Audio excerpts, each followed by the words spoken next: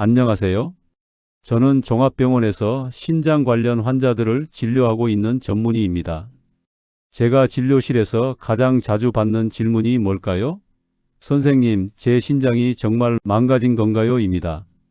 그 질문을 하셨을 때 이미 상당히 진행된 경우가 대부분입니다.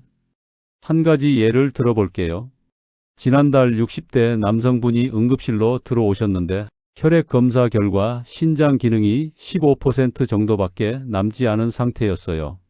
환자분은 신장이 이렇게 안 좋을 줄 몰랐다고 하셨지만 소변에는 항상 거품이 있었고 저녁마다 다리가 붓고 피곤함을 느꼈다고 하셨습니다. 왜 그렇게 중대한 신호들을 놓쳤을까요? 바로 신장의 특성 때문입니다. 신장은 기능의 50%까지 손상되어도 아무런 증상이 없습니다. 증상이 나타났을 때는 이미 너무 늦어 있는 경우가 많아요. 그래서 신장을 침묵의 장기 또는 조용한 살인자라고 부르는 거죠. 먼저 충격적인 통계를 알려드리겠습니다. 2020년 국민건강보험 통계에 따르면 우리나라 성인 300만 명이 만성 신장질환으로 진료를 받고 있습니다. 그리고 이 숫자가 계속 증가하고 있는데 더 놀라운 것은 이 증가 속도입니다. 전 세계적으로 만성 신장질환 환자가 증가하는 속도 중에 우리나라가 1위입니다. 1위라는 것이 긍정적인 의미라면 좋겠지만 이것은 정말 부정적인 1위입니다. 왜 이렇게 빠르게 증가하고 있을까요? 그 원인의 절반은 당뇨병입니다. 우리나라의 당뇨 환자가 너무나 빠르게 증가하고 있고 이것이 직접적으로 신장질환 환자의 증가로 이어지고 있다는 뜻입니다. 이것이 우리가 지금 이 시간에 신장 건강에 대해 진지하게 생각해야 하는 이유입니다. 남의 일이 아닙니다. 당신과 당신의 가족 모두가 위험에 노출되어 있을 수 있습니다. 그렇다면 우리 몸에서 신장이 얼마나 중요한지 먼저 이해해 봅시다. 신장은 주먹 크기의 작은 장기이지만 하루에 180리터에 달하는 혈액을 역과합니다. 우리 몸의 필터인 거죠. 이 과정에서 신장은 여러 중요한 일을 동시에 수행합니다. 첫째, 노폐물과 독소를 제거합니다. 소변으로 배출되는 모든 독성 물질들은 신장이 걸러냅니다. 둘째, 혈압을 조절합니다. 체내 수분과 염분의 균형을 맞춰서 혈압을 유지하는 일을 신장이 합니다. 셋째, 혈색소를 생성합니다. 신장은 적혈구 생성에 필요한 호르몬을 만들어서 빈혈을 예방합니다. 넷째, 뼈의 건강을 지킵니다. 칼슘 흡수에 필요한 비타민 D를 활성화시키는 것도 신장의 역할입니다. 이처럼 신장은 우리 몸의 작은 정수기처럼 조용히 모든 것을 관리하고 있습니다. 정수기가 필터를 교체해야 할 때 신호를 보내는 것처럼 신장도 우리에게 신호를 보냅니다. 하지만 우리는 그 신호를 놓치고 있는 거죠. 자, 그렇다면 신장이 보내는 신호가 뭘까요? 거품료입니다. 맥주 거품처럼 소변에 거품이 많이 생기는 것은 단백질이 소변에 섞여 나오고 있다는 신호입니다. 정상인은 절대 이런 현상이 없습니다. 두 번째, 부종입니다. 특히 아침에 일어났을 때 얼굴이 유독 부어 있거나 저녁이 되면 발목과 다리가 붓는 현상이 반복된다면 신장이 수분을 제대로 배출하지 못하고 있다는 의미입니다. 세 번째, 양말 자국입니다. 양말을 신으면 종아리에 자국이 생기는데 2시간이 지나도 사라지지 않는다면 주의해야 합니다. 네 번째, 지속적인 피로감입니다. 충분히 잠을 자도 계속 피곤하고 무기력하다면 신장이 적혈구 생성 호르몬을 제대로 만들지 못하고 있을 수 있습니다. 다섯 번째, 야간뇨입니다. 밤에 자다가 화장실을 자주 간다면 신장 기능이 저하되고 있다는 신호입니다. 이 중 2개 이상에 해당되신다면 이제 더 이상 미루지 마시고 병원을 방문해야 합니다. 그렇다면 신장은 왜 망가질까요? 여러분의 일상 속에 그 원인들이 숨어 있습니다. 첫 번째, 고혈압입니다.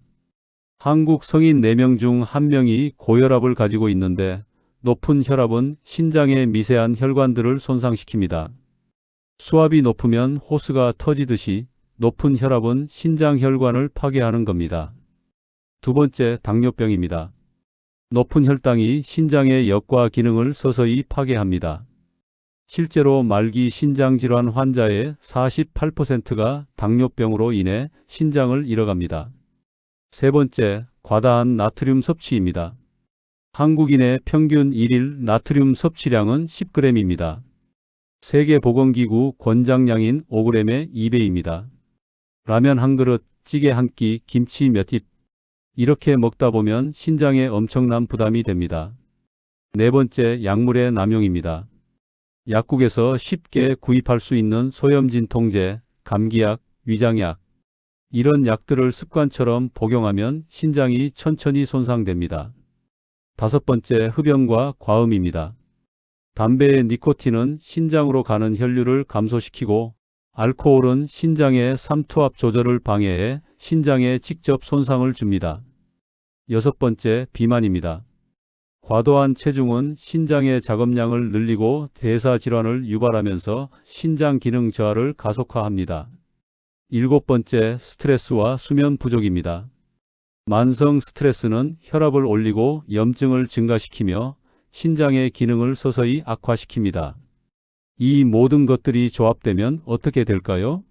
신장은 증상 없이 조용히 손상되고 우리는 아무것도 모른 채 일상을 지내게 되는 겁니다. 제가 왜 이렇게 강조하는지 아세요? 신장질환의 말기 단계, 즉 투석을 피하기 위해서입니다. 투석이라는 것을 정확히 이해해야 합니다.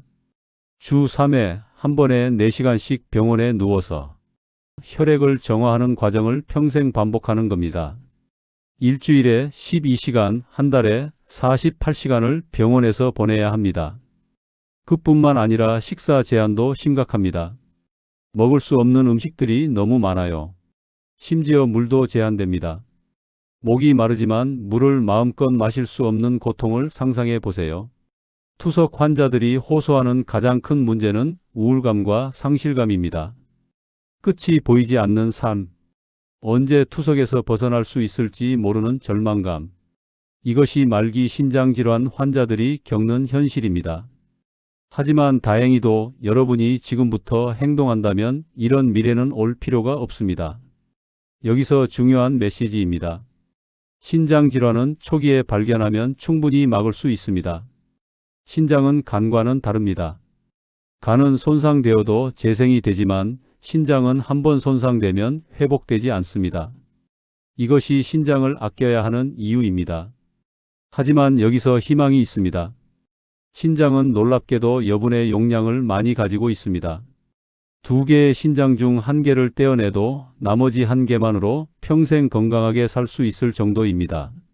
즉, 신장질환이 진단되었더라도 남은 기능을 잘 보존하면 평생 투석 없이 내 신장으로 살 수 있다는 의미입니다. 실제로 초기에 진단받은 환자들 중 60에서 70%는 약물 치료와 식단 관리를 통해 병의 진행을 멈추거나 기능을 회복하고 있습니다. 투석을 피한 거죠. 다음은 신장질환을 극복한 사례들입니다. 55세 박순희 씨는 3년 전 신장 기능이 45% 정도였습니다. 혈액 검사 결과 크레아티닌 수치도 높고 단백뇨가 나오고 있었어요.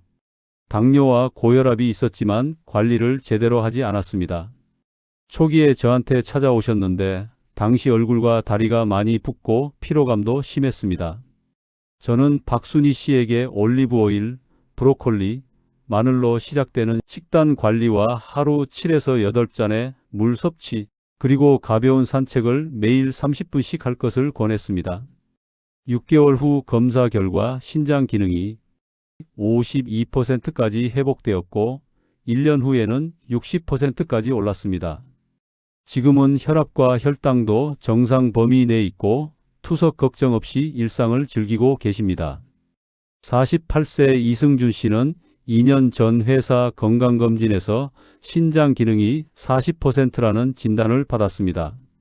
고혈압 약을 먹고 있었지만 소염 진통제를 자주 복용하고 있었고 야근이 많아서 스트레스도 심했습니다. 처음에는 병을 인정하지 않으려고 했지만 저와의 상담 후 결심했습니다. 짠 음식을 피하고 진통제 대신 휴식을 취하고 아침 운동을 시작했습니다. 특히 마늘과 올리브 오일을 매일 섭취했습니다. 1년이 지나자 신장 기능이 55%까지 회복되었고 최근 검사에서는 62%까지 개선되었습니다. 이승준 씨는 지금 직장에서도 건강하게 일하고 있으며 투석의 공포에서 완전히 벗어났습니다. 이 두 분의 사례처럼 지금부터 시작해도 늦지 않습니다. 그렇다면 어떻게 해야 할까요? 지금부터 제가 알려드릴 음식과 생활 습관을 실천하면 됩니다. 이제 신장을 보호하는 중요한 음식 3가지를 알려드리겠습니다. 첫째, 올리브 오일입니다. 요즘 건강에 관심 있는 분들이 자주 찾는 올리브 오일. 하지만 이것이 그냥 유행에 그치는 게 아닙니다. 올리브 오일에는 올레산과 폴리페놀이 풍부하게 들어있어서 신장을 직접 보호합니다. 신장이 특히 염증에 취약한 이유가 뭘까요? 신장은 하루에 180리터의 혈액을 통과시키는 미세한 혈관들의 집합체이기 때문입니다. 혈관 내의 염증이 가장 먼저 도달하는 장기가 바로 신장입니다. 만약 만성 염증이 계속되면 신장 세포들은 점점 경화되고 결국 기능을 잃게 됩니다. 올리브 오일의 폴리페놀은 이 염증을 효과적으로 낮춰줍니다. 그래서 매일 한두 스푼의 올리브 오일을 섭취하는 것이 신장 보호의 첫 번째 단계입니다. 올리브 오일 사용법 주의사항 1. 고온 조리는 피하세요. 올리브 오일은 발연점이 낮습니다. 즉, 높은 온도에서 가열하면 좋은 성분이 파괴되고 해로운 물질이 생긴다는 뜻입니다. 그래서 올리브 오일로 튀기거나 직화 구이를 하는 것은 절대 금지입니다. 가장 좋은 방법은 생 샐러드에 드레싱으로 뿌리거나 찐 채소 위에 가볍게 뿌려 먹는 것입니다. 중약불 정도의 조리는 안전하지만 가능하면 익힌 음식의 마지막에 뿌려 드시는 방식을 추천합니다. 올리브 오일 사용법 주의사항 2. 품질 선택이 중요합니다. 올리브 오일을 구입할 때는 반드시 엑스트라 버진이라고 적힌 제품을 선택하세요. 이것이 가장 순도 높고 영양이 풍부한 등급입니다. 엑스트라 버진 올리브 오일은 산도가 0.8% 이하입니다. 수치가 낮을수록 신선하고 품질이 좋습니다. 반대로 퓨어나 포마스라고 적힌 제품은 정제 과정을 거쳐 영양 성분이 거의 없으므로 피하세요. 올리브 오일 사용법 주의사항 3. 보관 방법도 중요합니다. 올리브 오일은 빛에 약해서 산화되기 쉽습니다. 반드시 짙은 색의 유리병에 들어있는 제품을 선택하세요. 투명한 병이나 플라스틱 용기는 산화가 빨리 진행되므로 피하는 것이 좋습니다. 올리브 오일 섭취 방법. 공복에 한 스푼을 그냥 드셔도 좋습니다. 또는 신선한 채소 샐러드에 뿌려 드시거나 나물이나 찐 채소에 뿌려 섭취하세요.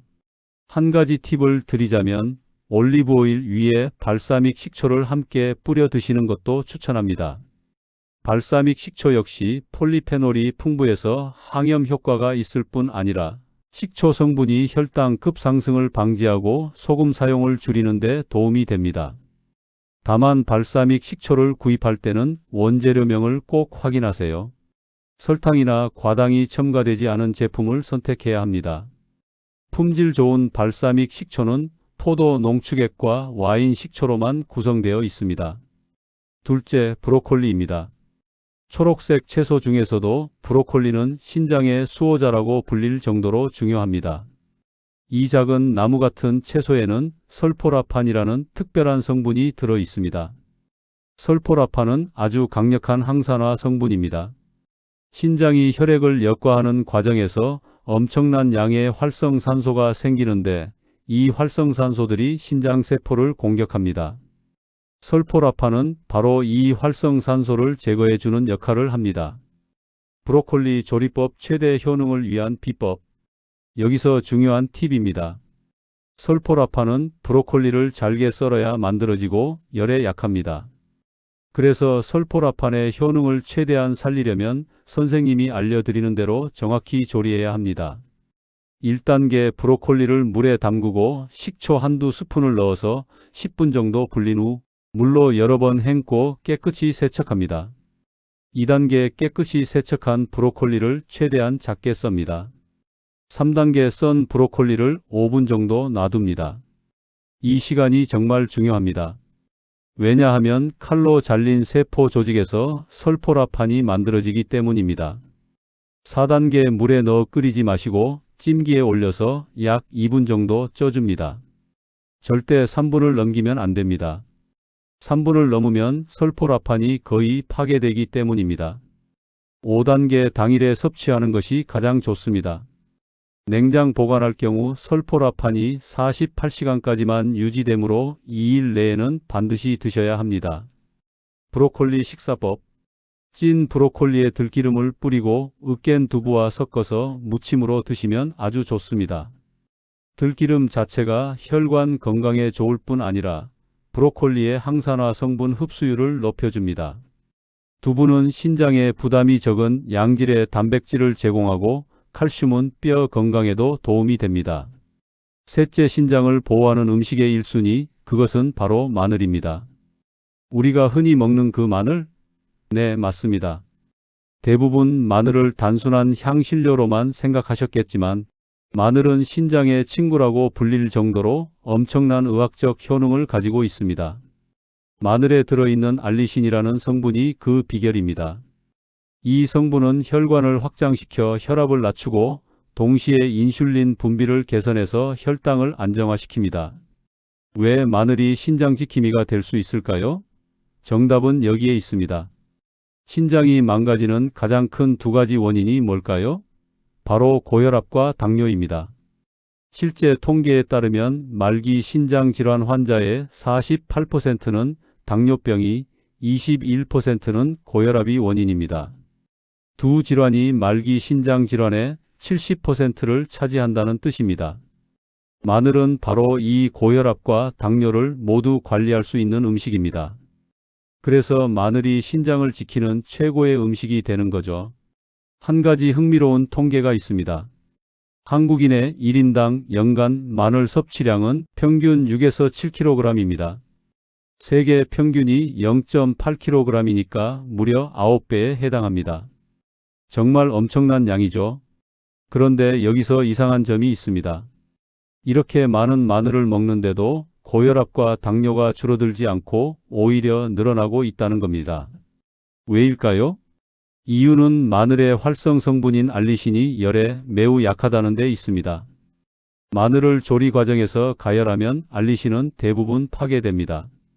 찌개에 넣은 마늘, 볶음에 넣은 마늘, 고기를 구울 때 곁들인 마늘. 이렇게 먹는 마늘은 알리신의 효능을 거의 잃게 되는 거죠. 그래서 마늘의 진정한 효능을 누리려면 생마늘로 섭취해야 합니다.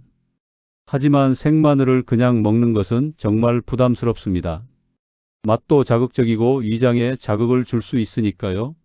그래서 생마늘을 맛있게 섭취하는 여러 가지 방법을 알려드리겠습니다. 첫째, 최적의 알리신 생성 방법.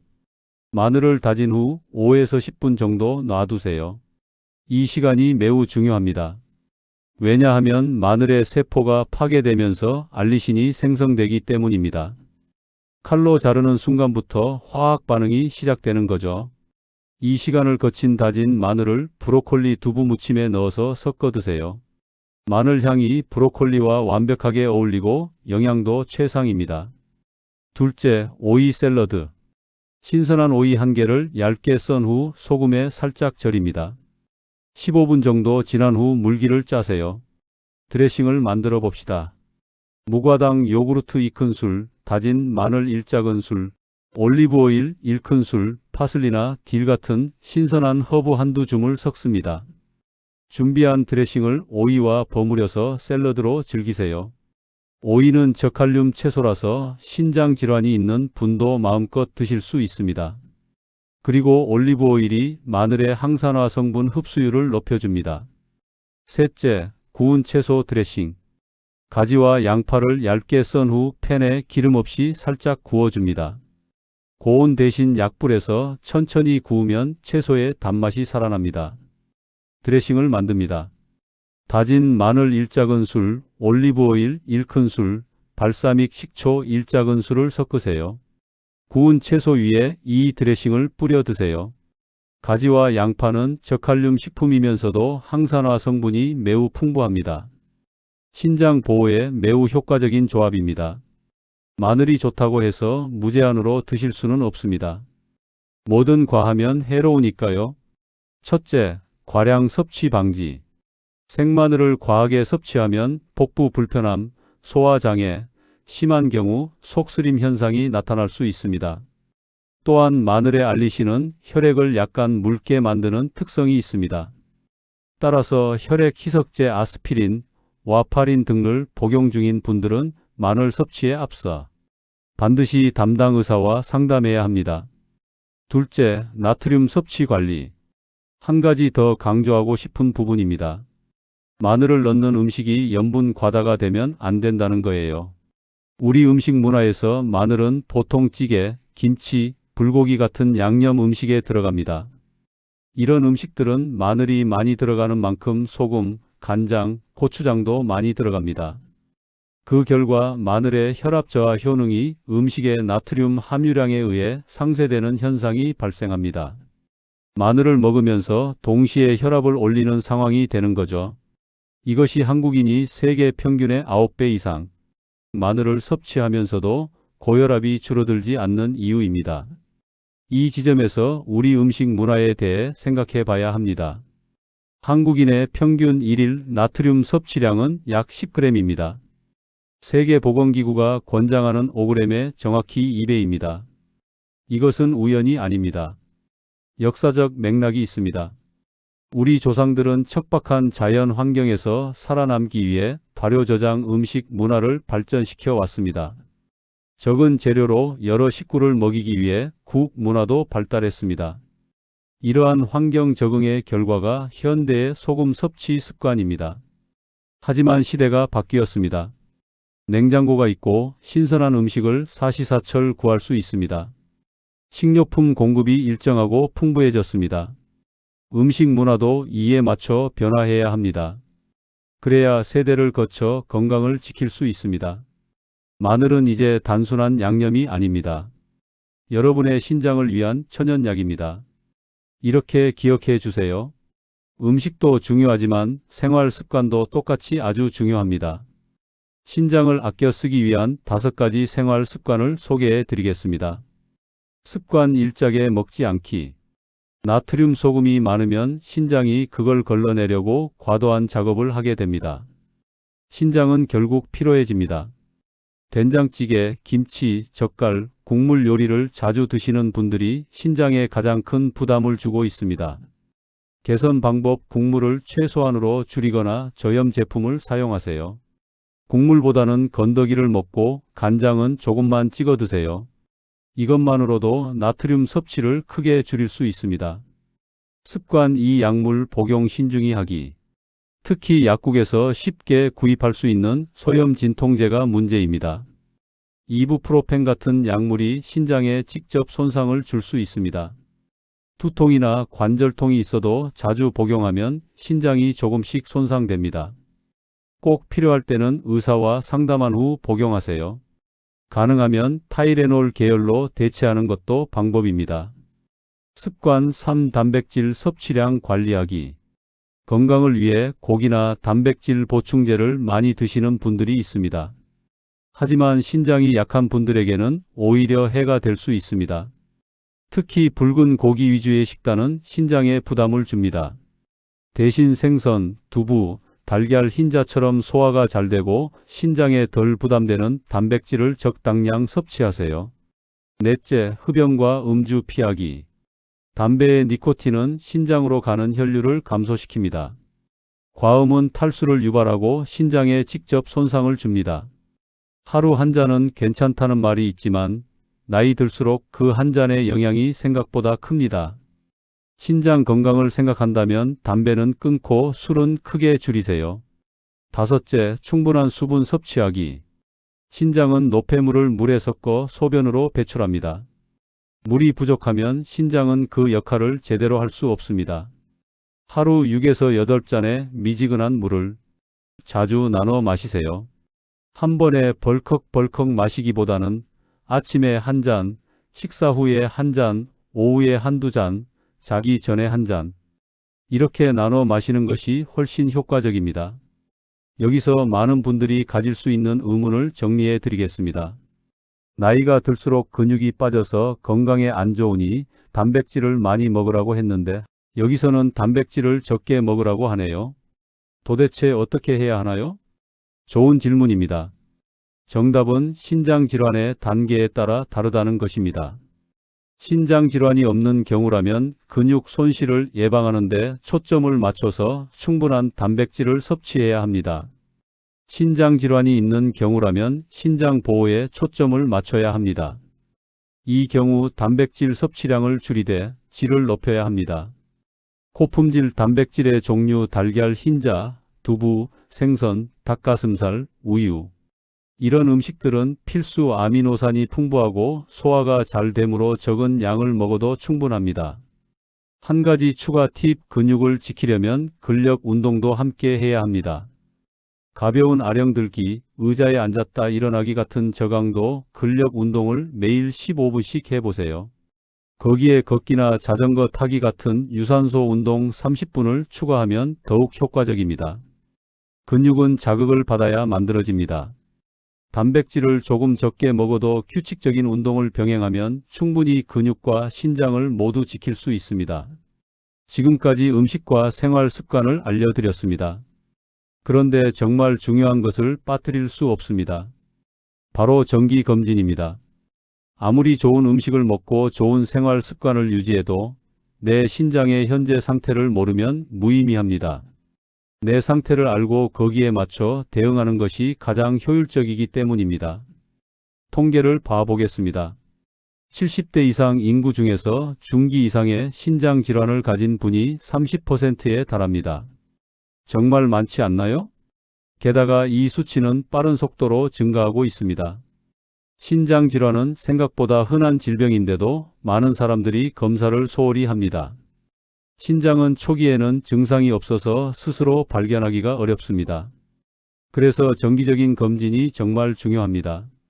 먼저 자가진단을 해보세요. 다음 중 해당 사항이 있는지 확인해 보세요. 첫째, 거품료가 일주일에 3회 이상 반복되거나 혈뇨가 한 번이라도 나타난다. 둘째, 아침마다 눈 주위 붓기가 일주일 이상 지속되거나 발목, 종아리가 오후마다 붓는 증상이 일주일 이상 반복된다. 셋째, 충분히 쉬어도 2주일 이상 피로와 무기력이 계속된다. 넷째, 고혈압이나 당뇨병 진단을 받았다. 다섯째, 진통제를 주 3회 이상 복용한다. 여섯째, 짠 음식이나 고단백 음식을 하루 2회 이상 먹는다. 이 중 2개 이상에 해당되신다면 가까운 시일 내에 신장 검사를 받으시기를 강력히 권장합니다. 해당 사항이 없더라도 신장병은 초기엔 증상이 없는 경우가 대부분이므로 1년에 1회는 정기적으로 검사를 받으세요. 고혈압, 당뇨, 심혈관 질환 진단을 받은 분들은 6개월에 1회 검사를 받으시길 권합니다. 병원은 어디서 가나요? 근처 내과에 가셔도 되고 보건소에 가셔도 됩니다. 보건소에서는 신장 검사를 저렴하게 받을 수 있습니다. 지역마다 다르지만 무료인 경우도 있고 비용을 내더라도 10,000원 내외로 검사를 받을 수 있습니다. 어떻게 검사하나요? 소변 검사와 혈액 검사 이 두 가지만으로 충분합니다. 혈액 검사에서는 크레아티닌과 사구체 역과율을 확인합니다. 소변 검사에서는 단백뇨와 혈뇨를 확인합니다. 이 수치들이 여러분의 신장 기능의 전부를 말해줍니다. 그러면 검사 결과 신장 질환이 발견되면 어떻게 분류되나요? 신장병은 5단계로 나뉩니다. 1단계, 2단계 초기 단계입니다.